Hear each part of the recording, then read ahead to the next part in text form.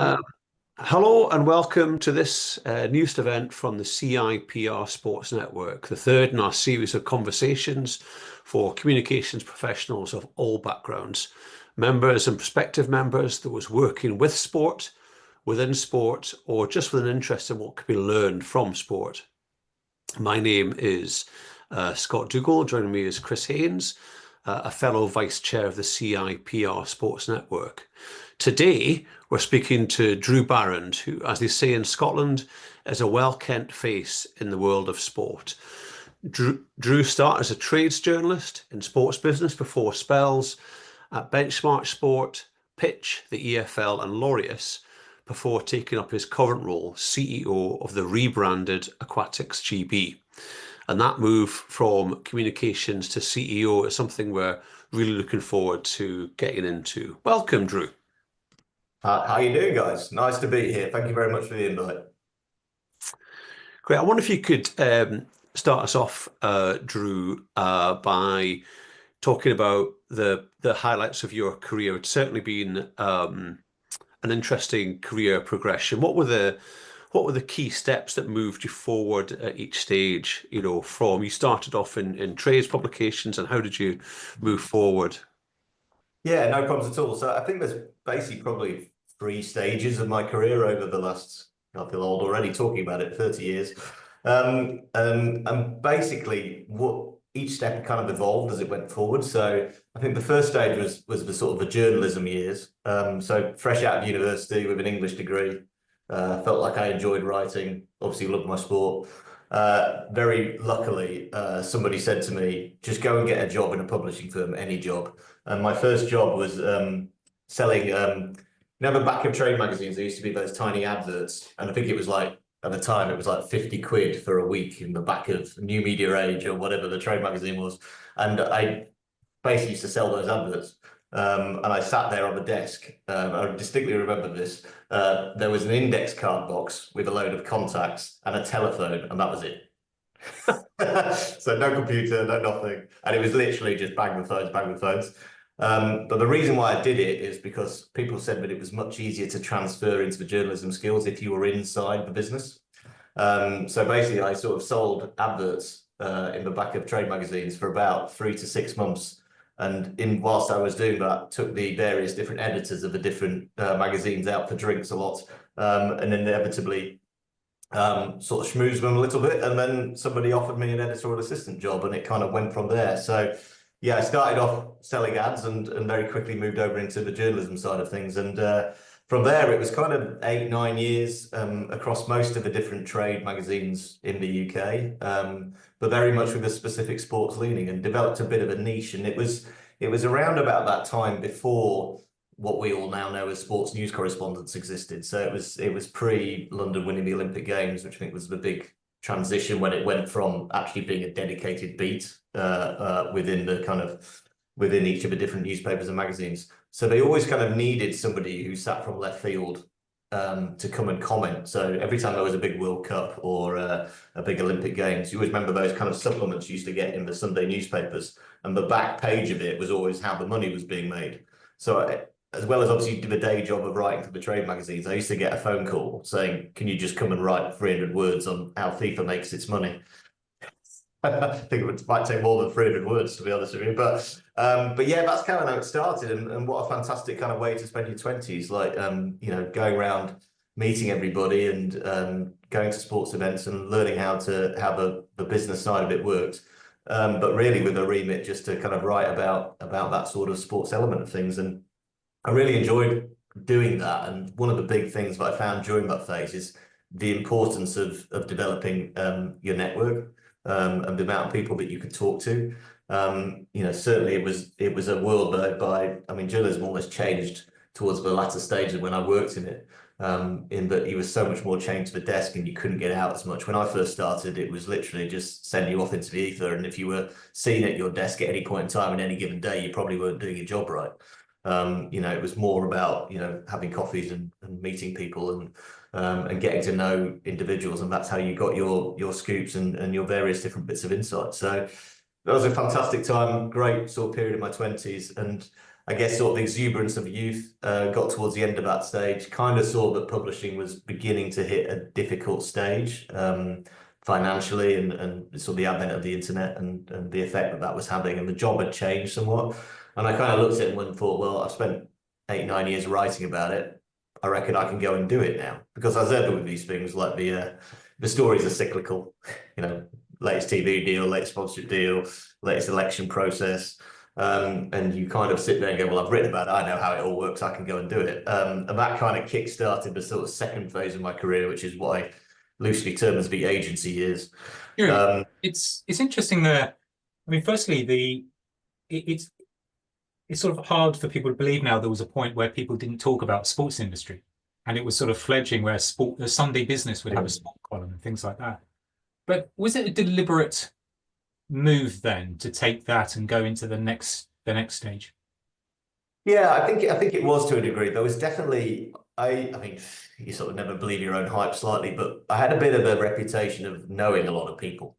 There was definitely a sense that there was a network building, and that I was kind of one of the kind of key jigsaw puzzles a part of that, because the lucky thing about sitting in the trade magazine, the titles where I did, but anybody who operated in the business would come and tell you things to obviously feather their own nest, or increase the profile of the work that they were doing. So you ended up having the ear of quite a lot of people, and certainly, you know, as we've all kind of grown up together in a way, you know, those people are now at the very top of sport, and I'm very lucky that I've got some really good sort of friends and contacts who've stayed with me all the way through those processes. But yeah, the network was definitely beginning, and that was why my first agency job was with Nick Keller at Benchmark, and he was very much at the cusp of bringing that network together through events. So it made sense that I kind of added a layer of credibility to what he was doing, because I had the editorial slant on it, and then moved into there. And it was a bit of a kind of risky move, because we didn't know what it looked like. Neither of us knew what it looked like, but actually it really kickstarted, you know, that kind of trend of the sport industry being a thing, and that a thing that liked to gather, and that obviously Benchmark ran the events were at the heart of that. So yeah, it was. I wouldn't say it was a deliberately planned move, but there was an opportunity, and I needed a transition point that got me out of being seen as a writer into more of a commercial person, who worked in the industry rather than reporting on the outside of it. So as a vehicle, it really works for me. And yeah, and obviously that then kickstarted a decade of working in agencies on all sorts of different brands and broadcasters and governing bodies and rights holders. And you know, I learned a huge amount during that period. It's probably the steepest learning curve when you go from writing about it, and then when you're in it, you realize just how challenging it is, and just how difficult it is to create impact and move things forward. And to do that on all different sides of the kind of industry fence was the joy of agencies. You'd be working on a brand client one day and then launching BT Sport the next day, or, you know, working on, I think we were the only agency at the time when I worked at Pitch, we were the only agency that had both FIFA and UEFA as a client. Never the twain shall meet. I guess that's the stage at which also you've switched from writing to communications. You've crossed that line as well. Yeah, absolutely. And obviously the way that communications were delivered changed a lot during that period. You know, we went from, you know, trying to pitch articles. I was a writer, so people pitched article ideas to me, and then depending on whether it was valuable or interesting, you then wrote it up. Whereas by the time I transitioned through to agency world, content was being packaged in lots of different ways. It wasn't as straightforward as we just need you to write about us, because you start to get into the world of social media content and digital content, and that boom was beginning to happen. So you had to think very carefully about your own skill sets. It wasn't just about the written word anymore. And also as well as how messaging could be communicated. Because one thing became very clear very quickly is that it kind of opened up an avalanche of content, and not all of it was very good. And if you wanted your messaging to resonate to your client, or whatever it might be, you had to be really, really clear about what the value proposition was. And that took a while for the industry to learn, and I was part of that learning curve. So it was fantastic from that point of view. And obviously, as I said, the spread of clients that I had during that kind of decade of working agency side really gave me the variety, because what a broadcaster is trying to put out there is very different to what a brand is trying to put out there, which is very different in turn to what a governing body is trying to put out there. And then you have rights holders on top of that who, again, have a different remit. So But it always struck me that if you get the message right about what you're trying to achieve, that sat at the heart, and the rest became delivery mechanisms. And that kind of always sits with me first. Is like, what's the simple way of explaining what your objective is, or what your ambition is, or what you're trying to do? And that sits very clearly right now as well. And Drew, do you think that helped your background as a journalist or as a writer helped you with that? You could write the top line, you could write the 3-part intro, and that would help get the message across much more easily. Yeah, absolutely. And you get to a point where, you know, the written word should never be kind of debased, really, because actually it forms the brief. So whatever format you're going to push out there, it always has to be about what you're trying to say. And the starting point whenever we pitched to clients was, you know, what's the value that you want to bring to the industry? What's the value, what's the kind of benefit, the value add that you're giving to either the fan base or the customer base or whoever you're targeting your particular set of products and services at. And if you can't articulate that in a single sentence or a handful of bullet points, then you've got a real fundamental problem. So it always started with that. It's like, you know, it goes back to school, doesn't it? Answer the exam question. You know, what is it that you are here to do? What is the value add? And if you can communicate that, then everything else becomes just mechanics. And then it comes back in. You need that central overlying narrative. And that became really clear. And even, you know, obviously not just from the work that I did at the agencies that I was at, but you look at all of the best work across that period, and still to this day, it's the ones that have a really, really clear and simple message that really cut through. So communications and sort of the written word still sits at the heart of all marketing, really, because it's what's the idea and how do you communicate it, and simpler the better. So do you see you talked about in 3 phases. Is Laureus at the beginning of the 3rd, or is that another transition? No, so that sort of came slightly later. So the 3rd phase is what I would probably call the kind of governing body rights holder phase. And Laureus is in the middle of that. So when I was at the latter stages of my time at Pitch, and that was a fantastic period because obviously you had London 2012 Olympics, the market was awash with cash and clients, which is always helpful when you work in the agency side. You know, I think we'd won 7 pitches on the bounce back to back, and everything was riding high. But naturally, off the back of that, the market started to sort of level out a bit. And I got a phone call saying, from the Football League at the time, basically saying, we've never had a marketing director before. We think you'd be good at it because you've done all this work for the FIFA and UEFA and all this kind of thing. Do you want to come and talk to us about it? And I was like, what do you mean you've never had a marketing director? That's insane. So yeah, what an opportunity that was. And really, actually, the job initially was come in and deliver a rebrand. They were very clear that the Football League as a kind of brand had got a bit old-fashioned and dusty, and they were struggling to generate revenues off the back of it. So it needed a kind of overhaul. And thus the EFL was born, as it were. So that was the first year of my time in that job. And then off the back of that, my kind of remit extended into running all the broadcast production pieces and all the digital infrastructure as well, which then took me into lots of areas that I wasn't familiar with at all. But, you know, it was really interesting, that piece of work. So that started in the kind of governing body phase. So I did 4 years at the EFL, then took a bit of time off and worked for lots of other rights holders in a kind of consultancy basis because I'd done streaming, which at the time was the new toy in town.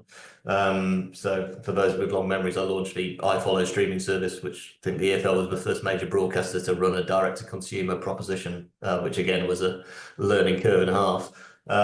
So then did a bit of consultancy for lots of other sports around that piece, and then wound up consulting for Laureus. And at the time, purpose was kind of coming in, and I was like, oh, that's not an area I've worked on before. So I went and did a couple of years there working on how Sport for Good works and how social impact can be delivered, which is really interesting again, and again, just something different.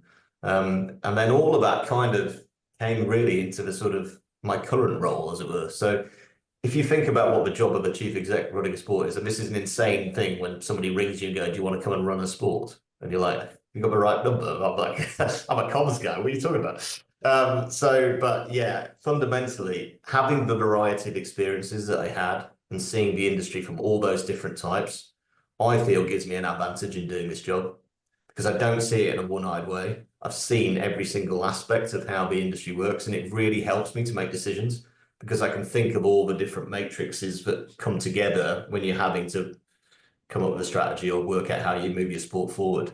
You know, you can consider all of those elements. And I think if I hadn't have had the variety of different roles, I would never have been able to achieve that.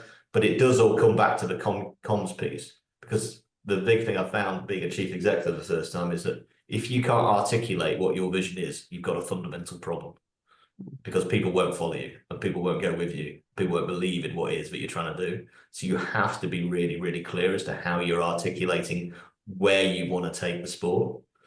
Then everything falls off the back of that. And then the variety of experiences kicks in. What was your, if I can take you back, what was your first sort of feeling or experience stepping inside a governing, but having written about them and worked with them, you're now within, and it's very different, isn't it? What was your feel? How did you feel? My biggest thing ever by far was just how small they were in terms of operation size. It's one of this weird thing, and particularly with football, which I think was my first kind of in-house job at a governing body.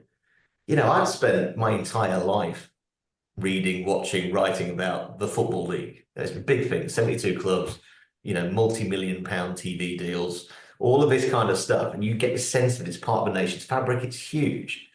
And then I walked into the commercial offices in London of the Football League, and it was literally like 5 people. And I'm like, is this it? Is this how it works? So, but one thing that always staggered me is size, is just how much they deliver for such a small amount. And that was very much, obviously, there's kind of 2 types of governing body versus rights holder. And rights holder are very much there to generate revenue for their stakeholders. That's job number 1. And when you have that kind of approach, and certainly the traditional model was always, right, money in, operating costs of the league off, the rest of it goes back to clubs. So what they wanted was the check to be as large as possible, the operations of the league to be as small as possible, thus making the check back to clubs as big as possible, so they could go and buy a new striker who then gets injured within 2 days. So yeah, it was shocking at how small the operations and infrastructure were and how much they achieved from a kind of revenue perspective, despite that infrastructure. And then you get, certainly in the world of football, you get to the complications of the stakeholder network. And again, this is it's funny thinking back at it now, like all the comm skills that you learn over time is like the ability to bring stakeholders together around stuff, particularly in that world of football. I mean, when we did the rebrand at the Football League, we went to EFL, part of the kind of research phase was how many organizations touch our brand? How many people use it in some form or other that we would want to get communicating in the same way? And every day it was over 300 organizations who would talk about the Football League in some form or other every single day. And again, you kind of look at that and go, wow, like, how do you bring all of those stakeholders together behind a central message? Unless you've got your core message right, that's really tricky. And that was probably one of the things I was most proud about with that particular piece of work, was that transition from Football League to EFL was really well received. And it's because we spent the time going around all of those 300 stakeholders and going, this is what we want it to be. This is the articulation of it. So by the time it came to actually launching that into the public domain, everybody knew what it was that we were trying to do and was supportive of the message that we were taking. But it hasn't changed the product. What we're just doing is make it more modern and relevant to reach the current audience as it's at. And I still every now and again will stick the TV on and there's an EFL match on, and you're kind of like, that still resonates. It's a good, healthy brand. I'm probably more proud of that than I am of quite a lot of things that I've done, to be honest with you, because it feels like it will stand the test of time because the messaging was right. It's certainly durable, I would say, Drew. And you've spoken about the breadth of responsibility for governing bodies, and that only seems to be increasing. And there's a level of scrutiny that brings with it. But then narrowing that down into as you say, the value proposition, is that becoming more difficult as a consequence, would you say? I think it is, and I think unfortunately, what's happened is that the microscope has got stronger on the operations of sport, so less about what happens on the field of play and more about how the sport is run and governed. And there's this kind of view from the outside, or certainly what it feels like, is that there's a view that we should be beyond reproach on every single thing, and that we have to almost be the finished product. It doesn't matter whether you're talking about diversity and inclusion or sustainability or good governance or legal or revenue or audience growth or innovation or technology. All of these things, there's kind of this expectation that sport should be at kind of the frontier of it, breaking new ground all the time and constantly moving the dial forward. And the truth is, certainly outside of the kind of the big properties, sport is, it's doesn't have the infrastructure to be able to deliver against that. And you're doing it. I mean, it's interesting when you talk about like small teams. When I went in there, it's in many cases it's even smaller now, because the money isn't quite what it was in the marketplace. So I think it's an unfair kind of pedestal to stand on, but it doesn't mean that you can't be ambitious. And I think that's the difference that I've found. And I think that's where the modern sort of sports organization going to is, don't be afraid to say that we're on a journey and that we're not quite there yet. And I think that kind of honesty and transparency helps you to navigate some of these incredibly tricky issues that come along. And they do come along a lot, particularly nowadays, because the microscope is out. Everybody wants to know, is it safe? Is it diverse? Is it inclusive? Is it sustainable? These are all questions that, when I first started, sport didn't even have to bother answering. So you've been, coming up to 20 months in now British Aquatics. Yeah. Long way, no chance for a first 100 days. You've had an Olympics, you've had a rebrand, you're changing the internal culture. Can you just explain some of the things you've done and why in that period? Yeah, sure. So, I mean, it was pretty clear when I was brought in. So just so everybody understands, as a remit, we are the national governing body for 5 different sports. There's actually probably more if you get into subsections, but fundamentally it's swimming, diving, para-swimming, artistic swimming, and water polo. So there are kind of 5 aquatic disciplines. And obviously previously, in the previous world, we were called British Swimming, which only really sort of served one of those things. So in many ways, the rebrand to an aquatics position was a bit like the Ron Seal moment, like it's more representative of what we do. But I think when I came in, what had happened was, and this is probably a bit of a similar situation for most so-called Olympic sports, is that there's been such a heavy focus on performance. So back in the day, before national lottery funding, pre-2000, we were pretty regularly 15th, 16th on the Olympic medal table. Probably weren't even registering on the Paralympic medal table at that particular juncture. We're very much seen as a kind of 3rd, 4th rate nation. And I think 2 things happened is that the lottery funding came in, which massively changed the opportunity. And then also we obviously won the right to host the London 2012 Olympics and Paralympics. And those 2 things were the catalyst to basically drive a significant upsurge in investment into those sports, to the point where, and this is all public knowledge, obviously we've just got our check for LA and it's, north of 30, 40 million pounds investment into just aquatic sport.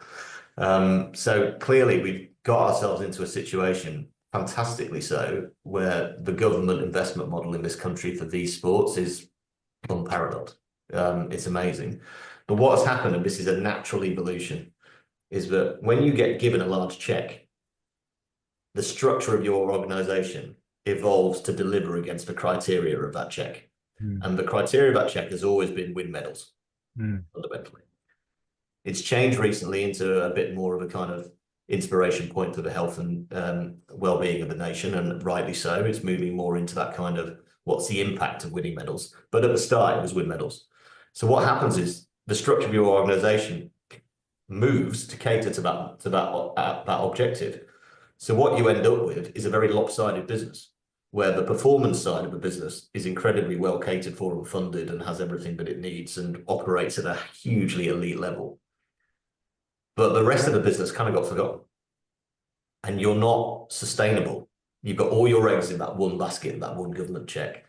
And what happens, as you rightly pointed out, the more kind of requirements start to be layered on, the more it starts to bleed back into, actually, we can't just be a performance organization. We have to have great governance. We have to be sustainable. We have to generate revenue. We have to have an exciting product. We have to do brilliant events. We've got to grow our brand. We've got to have sponsors. We've got to have TV coverage. We've got to have a digital footprint. All of these things, the organization was not really set to do. And I think I'm probably one of the new tranche of, I guess, sort of chief execs or people working in these industries who've come from those commercial backgrounds, because those sports are now realizing that they can't just be performance, but they can't just be the government check, because the government check is plateaued and everybody understands that. And it's still a great check and it's a fantastic, fantastic investment, but it doesn't match inflation. So all of a sudden you can't afford to do everything that you used to be able to do with that money. So you need revenue from other sources. And if you're going to get revenue from other sources and then not get sucked into having a sport which has a bad reputation or has some issues, you've got to invest in the wider remit of the organization. So that was really my piece when I came in. But we'd gone from the low point of London 2012, where I think we were the only sport that didn't quite deliver for Team GB, to a very successful time of it where Tokyo Olympics was our best ever performance with 11 medals. We matched that in Paris, including best ever diving hall, first ever artistic swimming medal. And then from a Paralympic perspective, it was the best medal haul we've had in a century. So performance-wise, up and up and up. Probably consistently across those disciplines in the top 5 in the world. And we need to keep going, but we're delivering fantastic success. But the profile of the sport probably fallen off a cliff because the world's a competitive place and there's lots of different content out there. And that was the challenge that I got given when I came in. It's really interesting. A few times you referred to the business. And I can recall times where you'd work with a governing body where people would be pulled up for using that word. And it's very interesting the way you talk about a new tranche because you have a very rounded business. What also strikes me is how you have almost potentially a cyclical one because of the funding around the Olympic model and the difficulties of or the challenges, I should say, of how you work in that Olympic cycle. So you've got cyclical, your point of highest profile is sometimes the place where it's most difficult to maybe do your things. So how does that work in a cyclical business? Yeah. It's very hard because actually you get a check every 4 years, principally. And that's how you have to basically structure your business around that 4-year cycle. I think the challenge that we've fallen into is that by making, no one's kidding that the Olympics and the Paralympics are the pinnacle of these particular sports, certainly of our sport. It's what all of our athletes strive to do. It's what the attention is around the sport. The problem is by continuing with that narrative, you almost make the other 3.5 years redundant. And that's the biggest challenge is how do you make these sports relevant day in, day out? And I think the biggest thing that I've sort of looked at, and we're looking at it a lot at the moment in terms of trying to stop talking about it like just a pure participation play with a medal count at Olympic Games at the top and start talking about it as a sport that has a fan base, because it does. And, and very few kind of so-called Olympic, Paralympic sports talk like that. They don't talk about them having a fan base, so then they never concentrate on the product and the message that they're putting out there. I had a fantastic piece of research, which we didn't commission, just to be clear, which came out around about sort of September time last year, which said that swimming has got the 3rd biggest engagement base in the UK of all the sports. So it's only 3rd behind football and Formula 1 in terms of volume. That's 20 to 25 million people in the UK who would profess themselves to be engaged in swimming in one form or other. What's astonishing about that is only 4 million of them swim regularly. And by that metric, it's twice a month minimum. That's leaving you with 16 million plus who just want to watch it. Now, we as a sport have never articulated that, ever. And to do that on a consistent basis over 4 years. So we have to change the way that we operate to actually function much more around a regular message around the sport. Doesn't mean the Olympics isn't a fantastic spike moment and what a great showpiece for our sport, but it's not the only thing. And you have to change the mindset, the athletes, the coaches, the spectators, the participation base, the audience. All of those things have got to come together, and that's not an easy switch to make. And I think you're right, Chris. Like, you have to start talking about it as a business, and that's for me. Is I look at it and go, I want this organization to operate with the same mindset that the EFL operates in, and that the Premier League operates in, and that the NBA operates in, which is we're a fantastic sport. We're a great entertainment piece, and people love us, and we want to connect our sports to that audience, as opposed to go, hey, we win medals once every 4 years. Yeah, it's got to be much, much more than that. And I think the benefit, and one of the reasons why I took this particular job is that, there's so much USP around this sport. It's a life skill. Obviously, if people can't swim, they drown. So there's a really strong participation message. still left with the staggering statistic that 1 in 3 people in the UK can't swim. We're an island. Think about how dangerous that actually is. So there's that particular piece. But then when you get to the other end of the scale, at the top end of the sport, is that we've got success. We're regularly the most kind of viewed sport at the Olympic Games. There's a reason why in the Olympics in the LA, swimming has changed places in the schedule with athletics and will now go last because it's considered to be the showpiece, which is not to get competitive with athletics. It's just the fact that it delivers a greater share of audience and broadcast. So I think there's lots of great things that are key ingredients that you need for success in this sport. It just feels like there's so much potential, but you need to look at it through a different lens. And I think the nature of the funding model, whilst fantastic in this country, has not lent itself to looking through that lens. And I think that's what I've been trying to do, is to try and have a more rounded business proposition. When you look at your rounded success, what are the metrics? How do you judge it? And how does communication broadly help you to deliver those?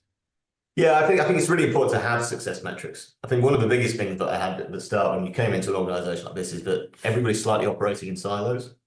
And it's difficult if your only criteria for success is a single KPI of win medals once every 4 years. It's difficult for somebody who works in the finance department, as an example, to feel connected to that, because they don't spend a lot of time with the athletes, but processing money, and people feel, they don't feel a sense of ownership over that. So I think when you take a step back over it, we've got a strategic vision, which is twofold. It's like we want a nation of fanatics about aquatics, because that's what we're trying to do. And we want to be the best aquatic organisation in the world. We want to do it better than everybody else. So everybody looks at the UK and goes, pound for pound, you guys have got it right when we talk about aquatic sport across everything. So, pathways, performance, audience growth, revenues. It's really important that you have those kind of core messages. Once you've got those core messages, you can then get the staff and the wider stakeholders, and then finally the sport behind that. We want people to be fanatical about this sport, because that's what exists as an emotional attachment. And if you do that, then it opens up opportunity. So I think it all bleeds back into the comms pieces. If you've got a really clearly articulated vision, you can then go around all the stakeholders and say, this is what we're about. This isn't just about winning medals at Olympic Games every 4 years. This is about creating a nation that absolutely loves our sport and driving that connection forward for the benefit of everybody. And some of those are sort of social impact soft benefits, some of those are financial benefits, some of those are just audience growth benefits, quite frankly. So there's lots of different ways in which you can ride that wave, but fundamentally we've got a core message at the heart of it, and it isn't let's just win medals. And what are the vehicles you use to carry those messages, Drew? Is it just the athletes still, or is it a world beyond that? I think the athletes are very important to get into, but it's not just them. I think it's the way in which we communicate ourselves across every different distribution channel. Not everything is going to be the athletes. Clearly, the athlete voice is really important, and we have what I used to call a Formula One problem, in that where Formula One had helmets, because you couldn't see the facial expressions of the drivers. And that was one of the great things about, without wishing to blow more smoke up the backside of Drive to Survive. One of the great things is it took the helmet off. All of a sudden, I know what these people look like and what their facial expressions are and their personalities. We've got exactly the same problem in swimming, except it's hats and goggles. So when you line them all up and you're expecting people to care, and you can't even see facially if they're different, then it's really hard. So we spend a lot of time trying to take the hats and goggles off, sort of band it in any kind of promotional material to get to that expression. So yeah, the answer is the athletes are really important vehicles, and allowing them to express themselves and talk about things that they care about. And not every image or every piece of content that we do is somebody diving into a pool. In fact, we almost steer clear of that, because the events take care of that, and that's all fine. So yeah, it is the athletes, but it's also the way the organization communicates. And that's the big thing for me, is that I want everybody to feel proud of the work that we're doing and that it's having an impact. I want people to be talking about the Aquatics GB brand in the same way people talk about the NBA or the NFL or Premier League. Isn't the Premier League fantastic? Isn't Aquatics fantastic? That's the kind of messaging that we want to get across, and that can come from everybody. It doesn't just have to be the athletes. So yeah, the athletes are obviously a key ingredient, a part of that. And we want, they're almost the magnetism of their personality should drive a lot of the engagement, but it's also how the organization communicates. and actually telling people when you do good stuff. It's remarkable to me how many organizations just don't think to talk about things with the external world, and they do all this fantastic work almost behind the scenes. It's like, tell everybody, this is great. It's what we should be doing. Again, it points to the fact that structurally they've not always seen the priority bits around the kind of commercial communications piece. It's always been, as long as we deliver medals, that does the job. Well, it can't do it in isolation. And I think the temptations or the risk sometimes working in communications is you end up with a decision gate, which is it a press release? Yes or no? If it's a no, then we don't tell anyone about it at all. So Yeah. how do you get past that? Again, it's kind of structured thinking. I had a big issue with thing that the answer to everything seems to be press release. And it's not the only distribution tool. I think what you have to do is think about what is the message that you're trying to get across of any particular piece of work, and what's the best content format to deliver that message. Sometimes it might be an industry event. Sometimes it could be a piece of social content. Often video is probably the best way to do it because it brings it to life, but it doesn't have to be the only way. We had a bit of an interesting thing as first year of this job, I spent a lot of time trying to restructure things and change things around, but we deliberately stored up a list of announcements just before our British Championships, now the Aquatics GB Championships last April. So we've come around again to that event this year, and we deliberately ran them back to back. So TV deal with BBC Channel 4, then the rebrand. Then we talked about it being a sellout. Then we launched our diversity and inclusion approach, and then we did sustainability on World Earth. Then we kind of ran them all back to back, and then a naming rights deal with Speedo. But what it did was build momentum. So rather than actually getting to the point where you're going, right, I'm just going to announce this because it's ready, you're actually going, right, we've got a big point in time for our biggest event where all of the eyeballs are on us. So let's use that point to get the message across. And the message we want to get across is that we are growing and we have momentum, and lots of people agree because they're doing deals with us and we're going places, and it's a new show in town. This isn't your traditional governing body just delivering a performance remit and a few rules and regulations. We're a sport that is on the growth, and I'm really proud of the way that the team delivered that, because actually I got that sense from people. People were coming up to me and going, "Whoa, you're on a move," and it was simply because if we'd stretched it out, we'd have lost it. Yeah, because we would have shot them. You touched on something really interesting about the internal mood, and it's very interesting to think about how do we look externally. But I guess how the rebrand and something like the Open Doors initiative, how it starts to change internal culture as well, and particularly in sport where, and I've worked with sports where it can be seen as a suits and tracksuits are two different things. So how are you working on that internal culture and the internal success? Yeah, that was a very conscious decision making, and you're right. When I first came into this organisation, the sort of the wetsuits and the tracksuits were different things, and there was that kind of, right, we've got a performance department, then we've got a corporate department, and never the twain shall meet. And yeah, there's still those barriers that need to be broken down, but I think it's really important that you try and build everybody around it to the point where when I first came in and we pulled the strategy together, I went to see some of the coaches and gave them a classic kind of PowerPoint presentation, which they're obviously not used to. And they suddenly were like, God, I didn't realize I worked in an organization this big. They had absolutely no clue of all the different other moving parts of the organization. So I think you have to kind of almost very deliberately labor the point that we are moving the sport forward on lots of different fronts, and almost explaining what people's jobs are and all the rest of it. But I think, you're right. Things like the Open Doors piece is when it all comes together. So for those who don't know, we launched a new initiative called Open Doors, where basically it's a mentorship scheme for the athletes in terms of what they might want to do post their swimming or diving careers, where they get to shadow some of our employees around and see what working a finance team looks like, or working a legal team looks like, or following me around, or working the commercial team, the events team, and we're trying to extend that out to some of our partners as well, because athletes face a difficult choice, particularly in these kind of so-called amateur sports, until they don't make a lot of money, and then fundamentally they then have to go into the working world. So initiatives like that bring the whole organization together, and that's why I really like it, because everybody had the opportunity to be involved in that, and it knitted the athlete all the way down into the infrastructure of the business.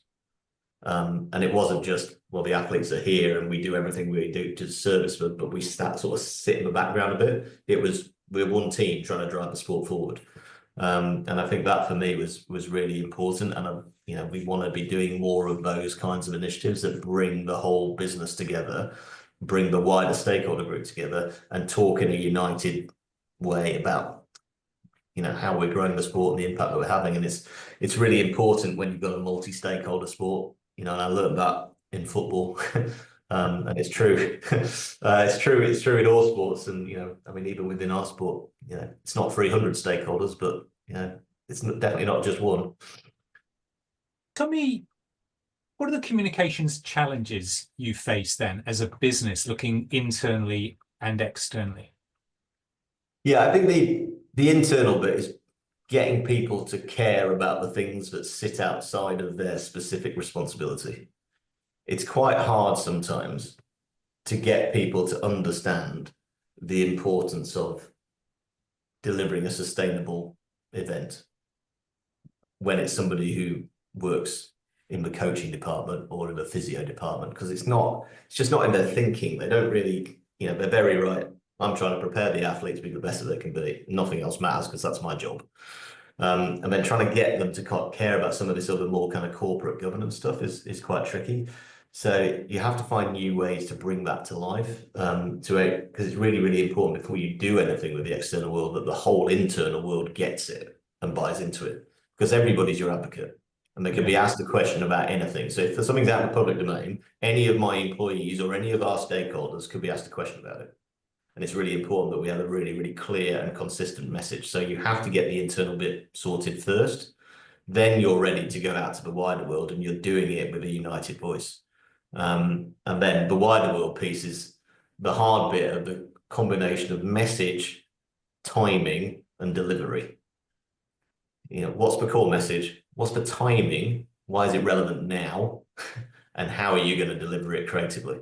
And, you know, those three things are tricky to do because the world is a very noisy place, as we all know. And, you know, I think whilst, you know, we live in the digital technical age, it's fantastic in terms of giving you a brilliant toolbox of stuff that you can use to get your message across, but the problem is that everybody uses it. It's interesting you talk about everyone being a mouthpiece and everyone being an advocate. How often, especially in a sports organization, everyone knows they have a responsibility to help the athletes win. Everyone has a responsibility to look after the pennies and put the money in the right place. Everyone has a responsibility about good governance, safeguarding those things. But it sounds like you're creating an organization where people also feel they have a joint responsibility for good communication and putting that. I mean, it's funny. I mean, even when we get down to certain things like, you know, trying to big up an event, you know, that's down to everybody. You know, I want people to be excited about what's coming down the track. Like if we're going to make the moments in between the Olympic Games matter, people have to be excited about it. And if you can't be excited about it and express that enthusiasm when you work on it, then there's a fundamental problem, right? So yeah, everybody's a mouthpiece, and the last thing you want is the right end of the business is giving the big corporate speak about hits, and then the left end of the business doesn't understand what they're saying or doesn't buy into it. Doesn't mean that people can't disagree. Doesn't mean that people can't have their own opinions on it. But as long as everybody can rationally understand the direction of travel that we're trying to go, then that's fine, because then you've got a consistent message out in the business. So it's really, really important that you take the time to make sure that everybody connected with you on the inside understands what you're trying to do before you go and talk about it on the outside. Because if you don't have that connection, it will come back in, because somebody will have misunderstood, and it will come back in a form of, and this is always the thing, and I've seen lots of organizations almost shoot themselves in the foot with this sort of stuff, is that you've got what should be an amazingly positive news story, and then somehow or other it comes back as a negative thing because you haven't thought it all the way through, or you haven't got the advocacy and explained it to all the right people. And that always goes back to my kind of rebrand days at Football League into EFL. The reason why that came out positively for everybody is because we'd taken the time to go around all of those stakeholder bases. And I think the only bit of negativity that came back to me was a couple of the Welsh clubs were slightly slightly perturbed that we'd called it the English Football League.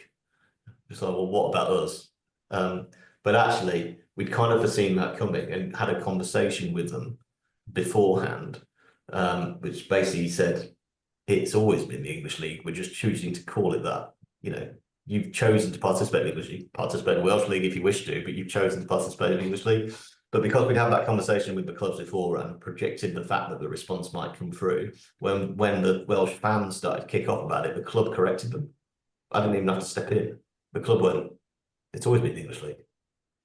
So you just got to think about how it's going to resonate with different audiences and almost stress test it so that, particularly on big announcements, you want to make sure that every stakeholder, you've taken the time, you've explained what you're trying to do, and you've got the clear communication, key messages set. And they're allowed to disagree, and that's fine. But take the time to explain it to them, because you'll get a less angry response. And there is something about sport as opposed to, say, banking or retail, where the people in the business are much closer to the stakeholders and the customers. So I imagine an Aquatics GB employee, your person working in finance, there's every chance that they are going to their local swimming club at the weekend and they could get asked about X, Y, or Z, and they need to be equipped to manage that, don't they? Yeah. Absolutely, and that is the thing. Certainly in quite a lot of sports, you've obviously got a lot of people who've worked in them for a long time and are passionate, really passionate. And change can be hard for those individuals. Well, we've always done it this way, or why are we doing this? And I think if you take the time to explain it to them and get them excited about it, then they will go out into their environments and their stakeholder bases and go, we're on, this is great, we're moving forward, we're doing this or we're doing that, and it makes sense, and here's how we're explaining it to them. Whereas I think if you leave it to people's own devices on things, it can be, because they can just get the wrong end of the stick, not through any kind of deliberate act, but just read it the wrong way, or seen it in the wrong environment, or taking a certain angle on it where it turns it into a negative. And you see these things happen all the time. And I think since we were having a conversation at our board level actually a couple of meetings ago about this sort of anti-wokeism thing that's starting to occur, of like people are scared to do the right thing because they're fearful of being criticized, but it's all just words and rhetoric and not action. So then you end up taking a step back from that stuff. And I think that's why it's really important that whatever you are saying, you can actively evidence that you are also doing it. So I think that, people are getting a bit nervous now around the ability to communicate well, because I think there's been some relatively high profile examples across our industry where it's not worked out quite as well as people would want. So you do have to take the time to think it through, but it doesn't mean that you shouldn't communicate, which seems to be the kind of default position now. It's always like, let's go back into our bunker and forget about it. Just because it's hard and people are going to ask tough questions doesn't mean that you shouldn't try and answer them honestly, because it goes back to my earlier point that, it's okay to say you're on a journey. You don't have to be the finished product on everything, as long as the journey is clear to people. This is where I'm going to try and sum up the conversation, and then Scott will ask you a final question. But what's been absolutely fascinating in this is we can only think of a handful of people across sport who are in those most senior roles, who come with comms as core to their career. So it's been fascinating having a fluent comms conversation with someone who's right at the top of a sport. So what I was sort of hearing along the way was, as you talked through your career, was the first was the power of connections, and the connections that you built up, I suppose based on the curiosity of journalism as well, but the connections that were with you and have run through your career. It was then around, it's a whole load of C words here, but the complexity, and how you find simplicity and complexity, and going into a governing body, they are very complex places if you don't find the touchstone that brings it together. The third is that clarity that you've tried to bring, not only in the way you've explained your career and what you do, but the way you've looked at the rebrand and the ways of working within swimming and the projection of it both inside and out. And the final C is that communication is at the core, really feels it's the core of your thinking. And I love the way you keep coming back to starting with a message, starting with a why and having the message at the middle. And if you don't have it clear, simple, relevant, it doesn't shift opinion. It doesn't influence, whether it influences your people, your partners, your potential partners, or a wider world who you want to draw to a sport that you love. So I found that conversation absolutely fascinating and bringing all of those strands together. It's very kind of you, and I think it's true. It's like, if you can't articulate what you're trying to achieve, you've lost before you've even started. And that is very true sitting in this seat, and will be true for the vast majority of my peers in the similar seats, because you can't move forward as a sport, and your job is to move those sports forward or those properties forward. And you can't do it unless you can articulate where you're trying to go. It's kind of simple. So thank you, Drew. It's been fantastic, and I'll just end on my my Kirsty Young question. So just take you all the way back to the beginning of the conversation, and the Drew Barrand who was just setting out selling ads. And I have to say, that's where I started actually when I left university. It was cold calling advertising sales. And there's nothing like it, I don't think, for helping you sharpen your telephone manner, let's put it that way. What piece of advice would you give to your younger self starting out in the sports industry? Always a tricky one, that question. I do love this question, but I think fundamentally, one of the things that has always stood me in my stead throughout my career is that ability to chat to people, to just talk, and to show interest in what other people are doing. And I think probably as a young person, that can be quite hard, because it takes a bit of confidence, and it takes a bit of almost like self-belief that you can hold a conversation. And I think one of the things that I learned very early on in the journalism career is that, I was a young 20-year-old interviewing people who were at the pinnacle of sport, 50, 60-year-olds with a whole career behind them. And sometimes that can be a bit daunting and almost afraid to kind of ask a question. And it took me a while to work out how to do that. And I think that's the bit I would probably look back and say is, don't be afraid to talk to people. Don't be afraid to communicate. Don't be afraid to ask questions. Because anybody who's worth their salt in any kind of role should be open and transparent about talking about the things that are on their desk at any given point in time. And I think too often, particularly to this day and age, do I see younger people coming through and they're almost like nodding dogs, afraid to ask a question, afraid to interrogate, afraid to better understand the discussion points. So, I was guilty of that as a young person, is, believe in yourself a bit more, have a bit more self-confidence, and that curiosity that Chris mentioned, articulate it. If you don't quite understand something, don't be afraid to say, I don't understand, tell me more about it. Because the more you talk and the more you spend time with people, not on the other end of an email, you actually spend time with people and talk to people, the better you will have a grasp of all the different levers. And sport is an incredibly complex industry with lots of different levers and shifting all the time. And particularly over the last 10 years, I think the business models that underpin it have shifted beyond recognition compared to 10 years ago. And if you're going to keep your head around that, you have to be curious and you have to ask questions. So yeah, I'd probably lean on that. I'd also probably tell my younger self not to be worried too much if you go grey early, because actually, as it turns out, it's a not so bad thing. Well, yes, that's. I'm going to say it's a great place to conclude, but not least with the question of the one of engagement, which is we'd ask anyone to follow the CIPR Sports Group, and also to look out for the next in a series of conversations. But also mainly to Drew, just to say thank you so much for everything you've shared. The conversation, it's been absolutely fascinating. Thank you. No problems. Thank you very much for having me. take care.